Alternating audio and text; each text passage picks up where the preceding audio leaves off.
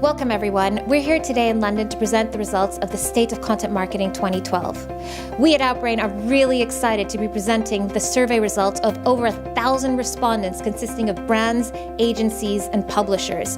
Today, we're going to find out what they're really doing with their content.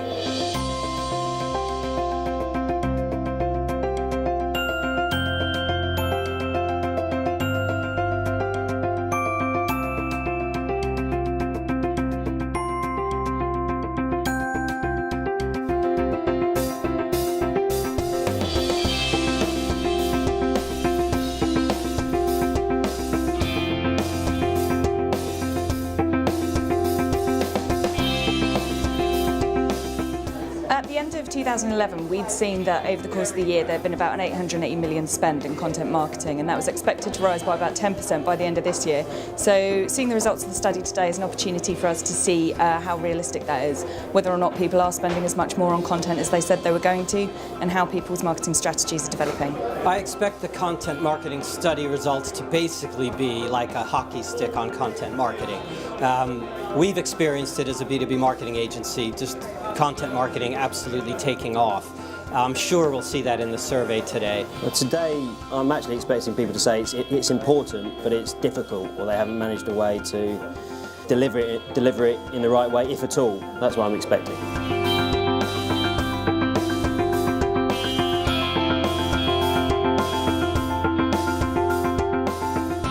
Good to see a good crowd here. I think that's a testimony to the buzz around content marketing at the moment. So we're publishing this report today, produced in partnership with Outbrain. This is the first viewing of the results.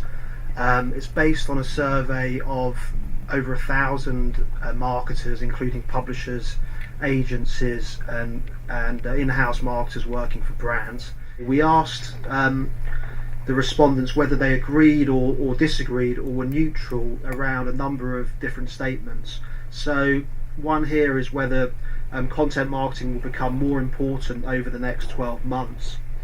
90% agreed with that statement. What we see here is that 38% of the responding companies said yes, they do have a defined content marketing strategy. So I guess by strategy we're talking about some kind of overarching plan and vision for content marketing which ties business objectives with metrics. A lot of companies, in fact more than half, are at the stage where they haven't got one, but I think are realising that they need a plan for content marketing. So this shows the annual spend by different organisations, and generally speaking most companies are spending less than £50,000 a year on a specific content marketing budget. And for the larger organisations, more likely to be spending more. But if we were to show a similar chart for advertising, obviously those percentages would be in real terms, in terms of what companies are spending, would be much higher. So it doesn't seem that content marketing is getting the interest, but not necessarily the budgets at the moment. And whether that's because there just isn't the budget, or whether it's more split out into different parts of the business, I guess will vary from company to company. I think it's still quite embryonic in terms of what a lot of companies are doing, but we'll see hopefully next year and the year after whether that budget is increasing and by how much. This shows the highest ranking formats, I guess, and good old email newsletters coming out on top there, social posts and updates, followed by blog posts, videos, news or feature articles, and then press releases stroke PR articles. Further down the pecking order we've got print magazines. I mean, I think for a lot of companies, larger organisation, print is still a very important aspect of content. So the previous chart was specifically types of content. This is around different types of tactics. For example, social network engagement coming out on top there. Sort of article marketing, how-to blog posts, also very popular. Encouraging user-generated content. Again, that's part of social media really. Tagging posts and images, video sharing and image sharing. In terms of the use of tactics, social really is kind of greasing the wheels of content marketing in terms of not just disseminating the content, but actually content which is produced on Facebook and other platforms. Quick look at the different social platforms used to share and promote content. Twitter, 90%, Facebook, 81%, YouTube, 63%, LinkedIn, 51%, Google Plus, 35%, Pinterest, 27%. I think it's important when talking about social not to lump it all together as social media marketing and just treat it as one thing. I mean, there's a lot that goes into that. A point well made by James Keedy, another one of our panelists today. It's the complexity and speed of social shouldn't be underestimated.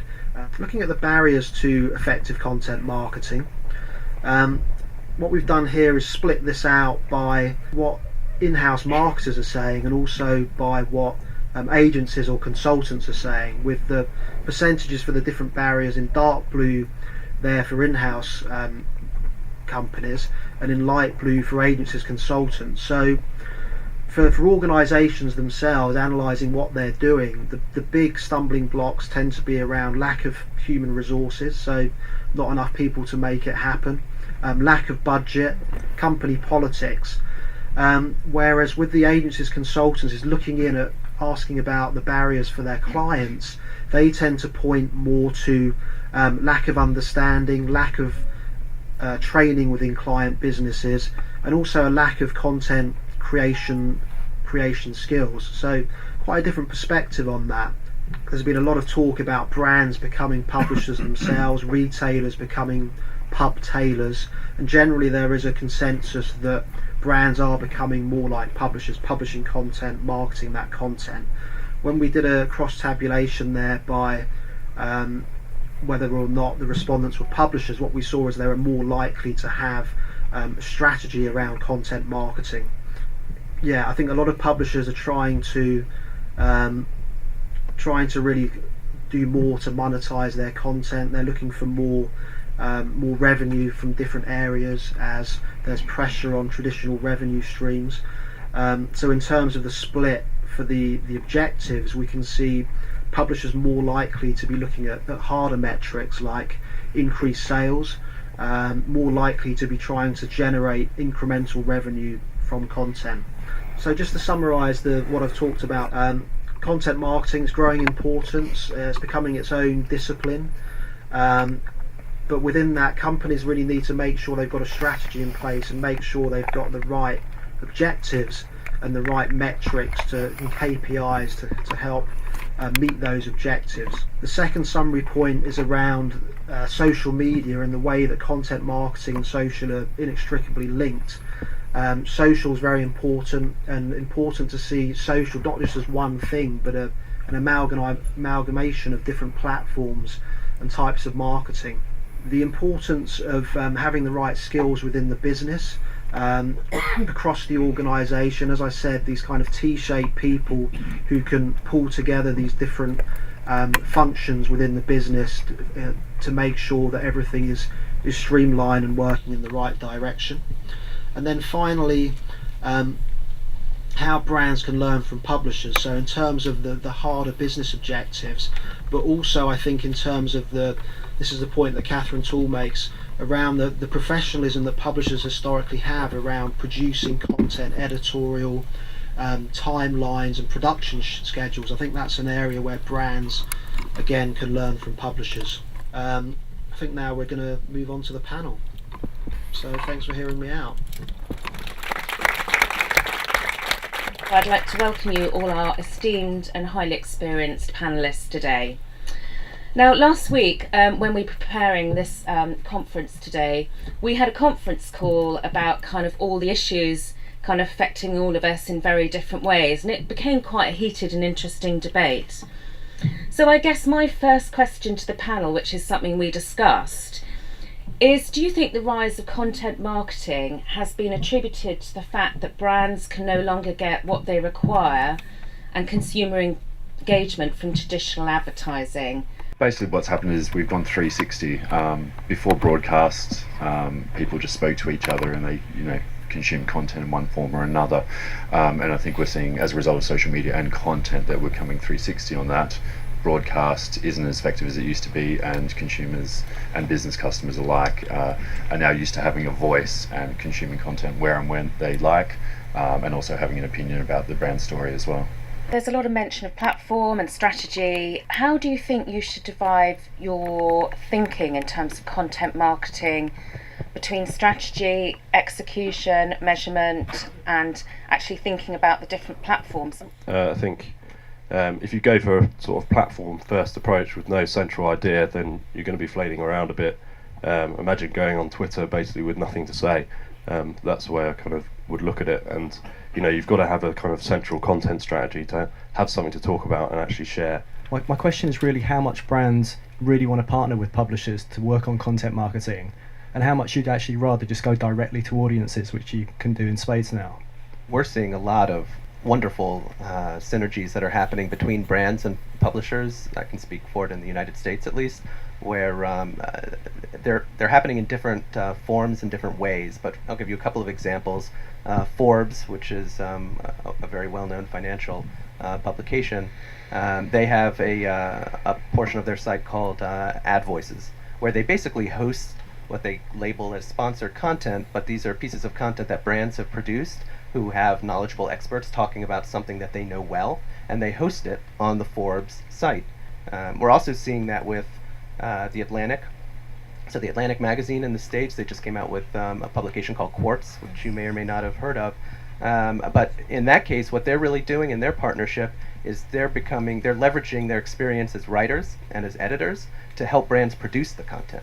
So unlike Forbes, where the brand may produce the content and then host it on Forbes in order to get audience intermingling, with The Atlantic, they're actually taking their editorial expertise and their journalistic expertise and helping write content on behalf of brands directed to topics that the brand wants to convey. Briefly, your top tip when thinking about content marketing. Go on a journalism course or a storytelling course or a screenwriting course or a thing that tells you how stories work, because that's just going to be useful. Surround yourself with people and build those relationships where someone can look you in the eye and say, this is an ad, this is not a piece of branded content. Start with what they want, look at their passion points, and then tie in your brand messages to that type of content.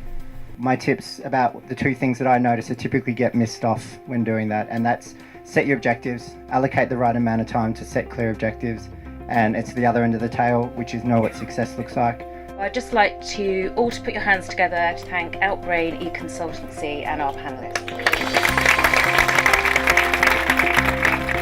The top thing I've taken away today is we need a lot of T-shaped people in our organisation. So with regards to working in an agency, you have to have someone who knows content marketing a lot, and they also need to know the different business areas to communicate the importance of content marketing across the board. The first thing I would take away is that content marketing is a hot topic. The place was full. It was great to see a lot of people here and all the seats filled. I guess from today I've learned that it really takes everyone working together on content marketing. So it's not just about brands by themselves or how publishers are trying to make money, and certainly it's not about all the myriad of agencies in between. It's about everyone really understanding what it is and trying to help each other and realising there's long-term value in content marketing.